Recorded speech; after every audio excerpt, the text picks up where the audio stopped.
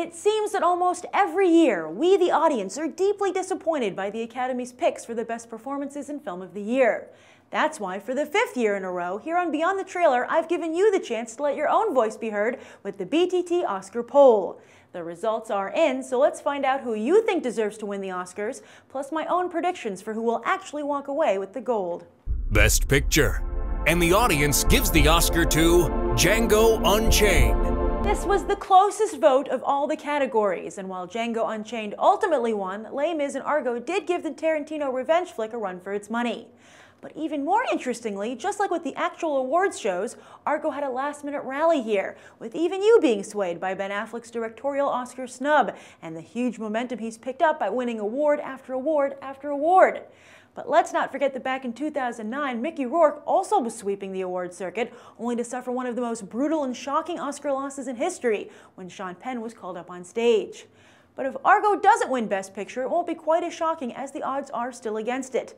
Only 3 flicks have won Best Picture without a Best Director nomination, so that would mean that despite popular opinion, the frontrunners are Amour, Life of Pi, Lincoln, Silver Linings Playbook, and even Beasts of the Southern Wild, as all 5 have Best Director noms. I do think there's a strong chance Argo could win though, but if it doesn't, my money is still on Lincoln.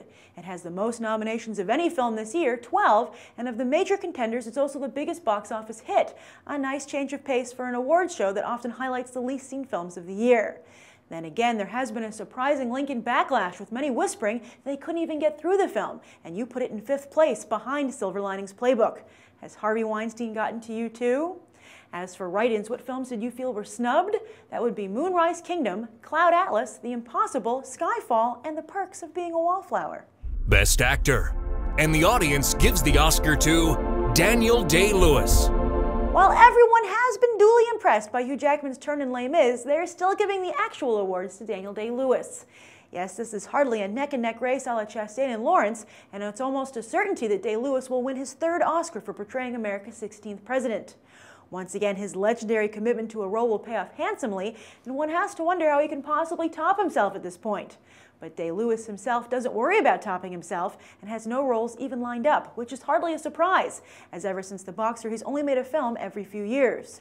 He's like some thespian Loch Ness monster. We rarely get to see him, but even when we do, we can hardly believe our eyes. Turning our attention to write-ins, you felt 2 actors didn't get the credit they were due. John Hawkes for The Sessions, and then surprisingly Logan Lerman for The Perks of Being a Wallflower. You know, I'd have to agree with you on that last one. Best Actress. And the audience gives the Oscar to Jennifer Lawrence. This is an interesting category. For most of the award season, it's been a tight race between Jessica Chastain and Jennifer Lawrence, with Lawrence consistently edging out Chastain, as she has here. Actually, with you, though, it wasn't that close, and clearly Lawrence's turn in Hunger Games has won her a very large and loyal fan base. But you know how I was just talking about Mickey Rourke's snub? Well, there were gasps aplenty this year when Emmanuelle Riva's name was called for Best Actress. I, for one, can totally see that happening, as the Academy has a long history of favoring actors in the twilight of their careers over the popular pick. Remember how Alan Arkin famously beat out Eddie Murphy back in 2007? And Riva is certainly not a popular pick, as in this poll she got by far and away the least amount of votes. As for write-ins, you only felt one name was missing from this list, Marion Cotillard in Rust and Bone. Best Supporting Actor. And the audience gives the Oscar to Christoph Waltz. Christoph Waltz's 2nd role in a Tarantino pick is, as far as you're concerned, a bingo. Yet the SAG Awards have made what was once considered a sure thing not so sure. Yes, the biggest Academy voting bloc actors awarded their Best Supporting Actor prize to Tommy Lee Jones for Lincoln, meaning he could pull the same upset on Oscar night. And while Waltz is an audience and industry favorite, a Jones win is plausible, considering that in a category where everybody already has an Oscar, both he and De Niro haven't won for the longest amount of time.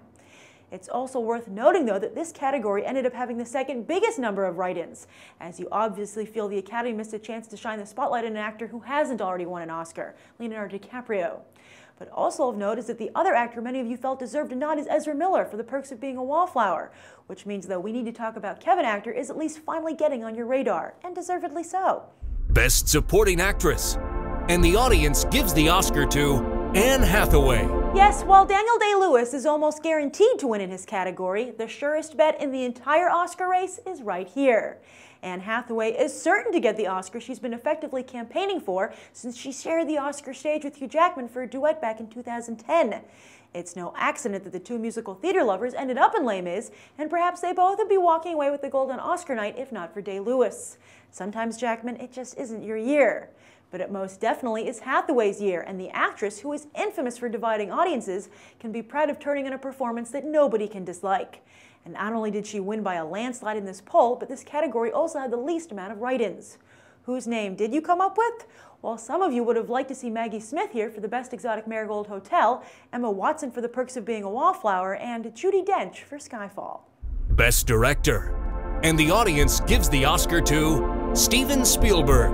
Who knows how he'd be doing if he'd been nominated, but Ben Affleck's absence from this category has cast a large shadow over it, as well as left it wide open. Sure, you picked Steven Spielberg, but Ang Lee and David O. Russell also got a respectable number of votes. And this is the category with the biggest number of write-ins. Almost all of them are for Ben Affleck, but you also felt all the Best Picture Director snubs deserved a nomination: Tarantino, Tom Hooper, and Catherine Bigelow. However, you also felt Sam Mendes should be here for Skyfall as well. But don't worry about Mendes. Word is he's about to be rewarded with a deal to direct the next 2 Bond films. As for this year's Oscar race, it really is wide open, with the only certainty that no matter who wins, everyone will be thinking the Oscar should have gone to Ben Affleck. But let me ask you this. If he hadn't been snubbed, do you think you really would have voted for Affleck in this category? Best Animated Feature. And the audience gives the Oscar to Wreck-It Ralph. Our final category. This was a no-brainer for you, with Wreck-It Ralph dominating this category almost as handily as Hathaway did hers. But will Wreck-It Ralph truly win the Oscar? It did take home Best Animated Film from the Producers Guild of America, the National Board of Review, and the Annie Awards. However, will the stuffy Academy really give the gold to a tune that's literally sugar-coated? The 3 nominations for stop-motion animated flicks might indicate otherwise. As for write-ins, you felt that Rise of the Guardians once again didn't get its due, first at the box office and now for the Oscar Gold. And those are the results of the BTT Oscar poll. What do you expect to happen on Oscar night, and what do you hope will happen? Be sure to share your thoughts down below. I'm Grace Randolph, and I hope you'll check out the rest of BTT's Oscar coverage.